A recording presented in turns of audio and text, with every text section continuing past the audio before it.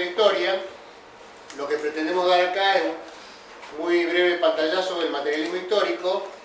y previamente quería hacer un par de comentarios que yo diría que son apropiados para lo que vamos a ver hoy y lo que vamos a ver en el cuarto encuentro, que tiene que ver con la teoría de Marx y Engels, que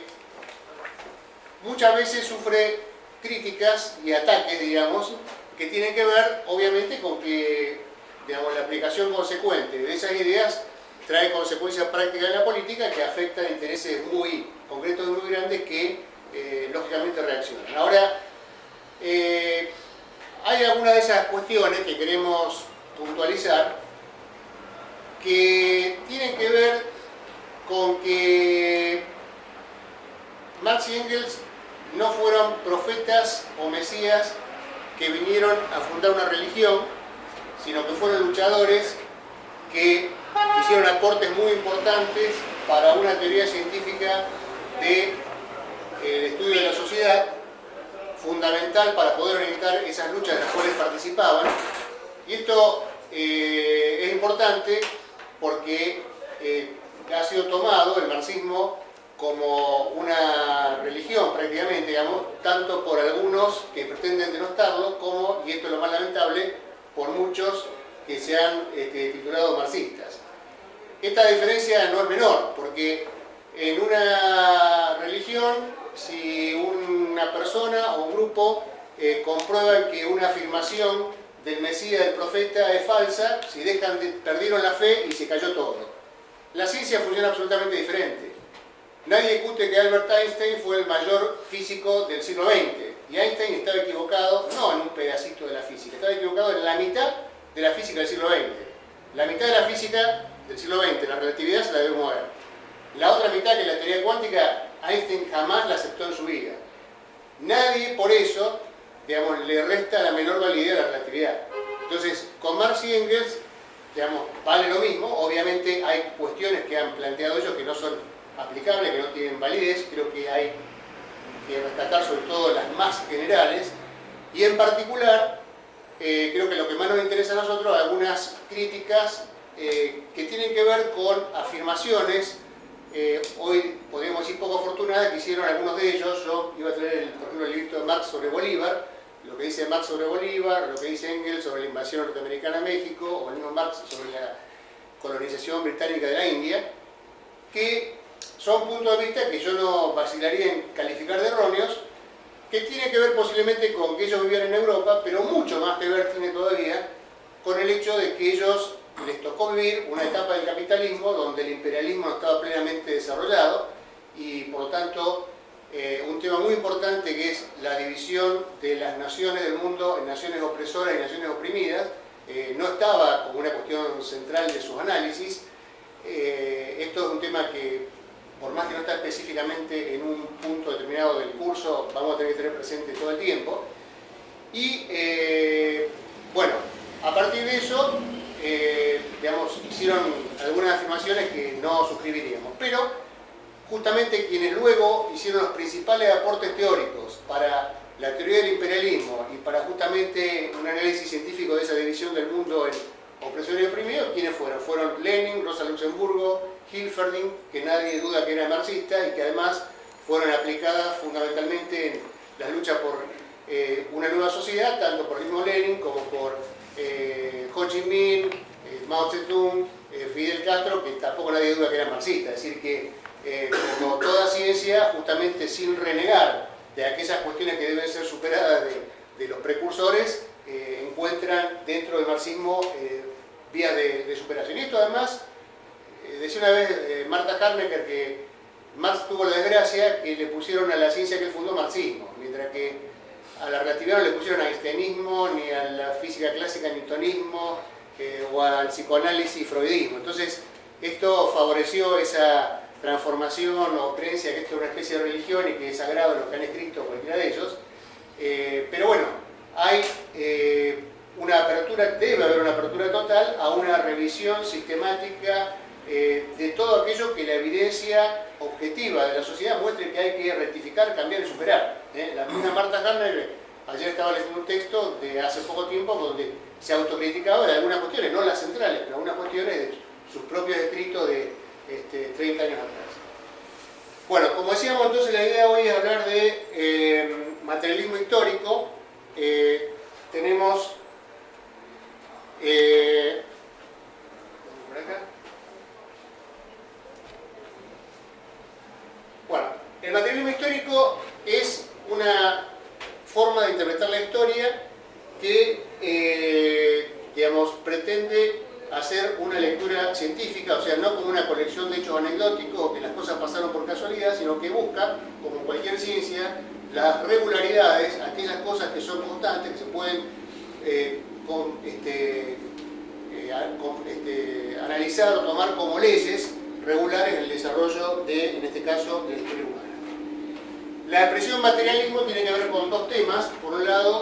que el método permanentemente utilizado, que no lo vamos a explicitar porque queremos que este curso sea bien sintético e introductorio,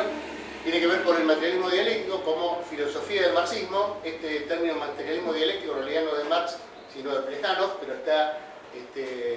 imbuido toda la obra de Marx y de Lenin y demás justamente en esa filosofía. Y además, en lo que hace específicamente al materialismo histórico como una cuestión central que para explicar lo que ocurre en un proceso histórico determinado, en lo que hay que fijarse fundamentalmente, no exclusivamente, es en lo que pasa a nivel de la base material económica de esa sociedad.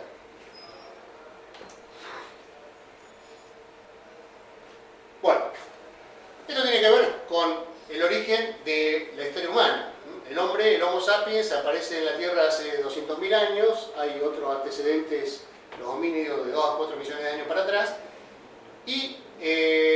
lo primero que hace, obviamente, es producir su vida y reproducirla. Entonces, la forma como produce su vida, cómo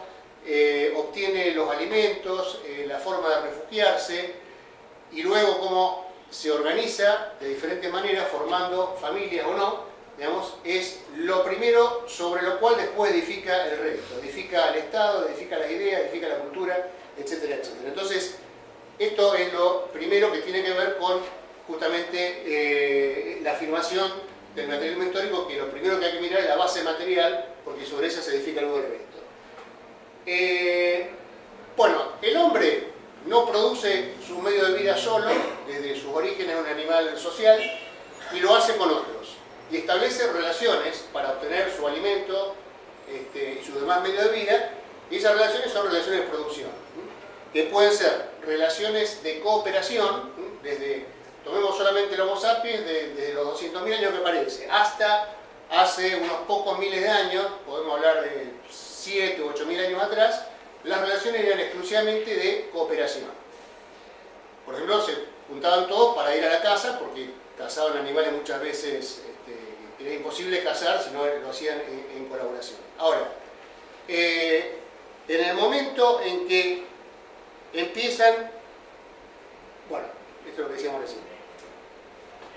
en el momento en que el desarrollo de lo que vamos a llamar después la fuerza productiva, la herramienta, la forma de producir, etc., empieza a mejorar y ya cada uno no produce estrictamente lo imprescindible para vivir,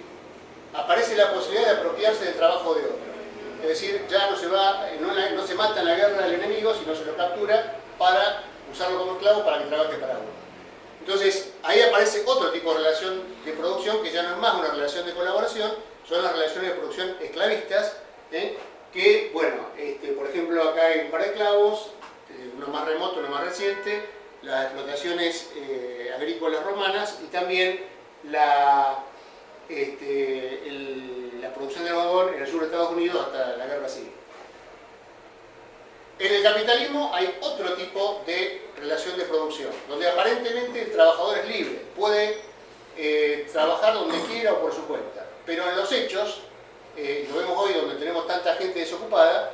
¿qué es lo que quiere el desocupado hoy en Argentina? Quiere conseguir un trabajo en una fábrica, digamos, o en un lugar de producción en Paraná Metal, por ejemplo, o no perder el trabajo en Paraná Metal. Eso implica, digamos, que está obligado a trabajar en relación de dependencia con el que tiene la propiedad de los medios de producción, pongámosle la fábrica.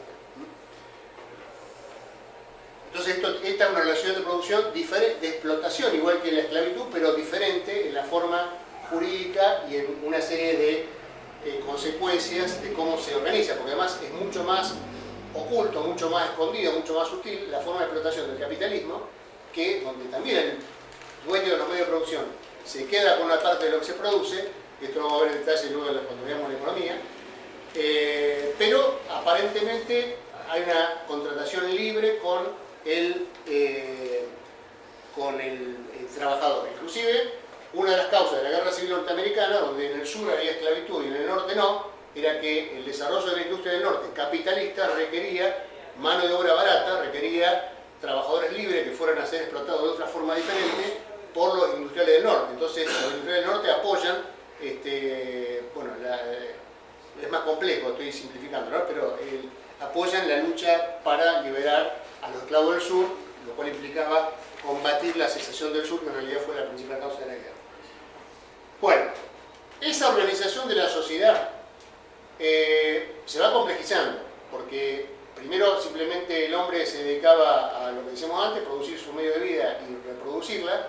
luego va generando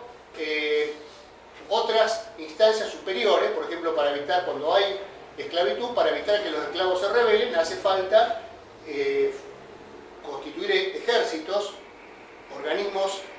personas que no se arman ya para ir a la guerra solamente, sino que están armadas todo el tiempo, se entrenan militarmente y son un destacamento armado de la sociedad separado de la sociedad. El ejército, por ejemplo, el ejército romano que aplasta la rebelión de Espartaco en el año 70 y pico a.C. O sea,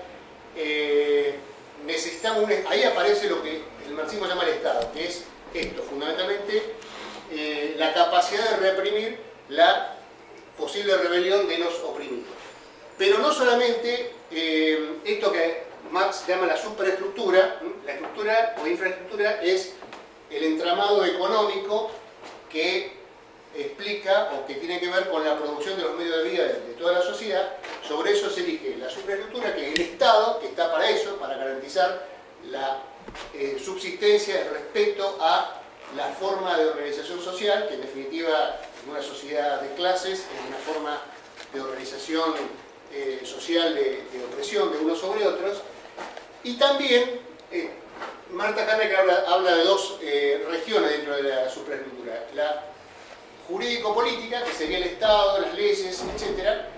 y una ideológica, que son las ideas que justifican y que explican toda la sociedad. Ahí está la cultura, está el arte, están las ideas políticas propiamente dichas, las ideologías políticamente de sí, están las religiones, etc. Por ejemplo, ¿por qué esto sirve para cimentar todo? Bueno, el hecho de que las leyes en la Argentina, el Código Civil, establezca el carácter casi absoluto de la propiedad privada es un requisito fundamental para que pueda existir en la infraestructura un régimen de producción capitalista.